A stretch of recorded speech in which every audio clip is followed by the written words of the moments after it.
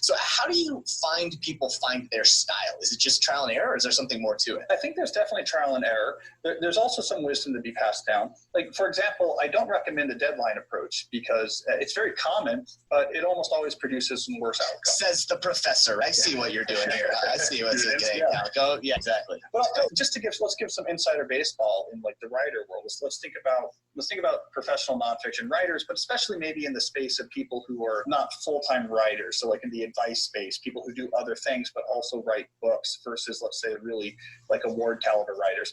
The big distinction, a lot of the writers that aren't producing the really good writing do the thing where they wait till it's near the deadline, and then you see them on Twitter, oh my God, I've had to drop everything and I'm writing 10,000 words a day and I have to get this book done, and I crank it out and it's the hardest thing I've ever done. As soon as you hear a writer say this was the hardest thing I've ever done, they're not a professional. Because the professional writers, they meter it out. And it's very regular. And the reason they meter out is very regular is that the total amount of high quality focus that gets applied to the book is significantly higher. It's why, like, when I'm working on a book, I typically will spend about 1 month per chapter.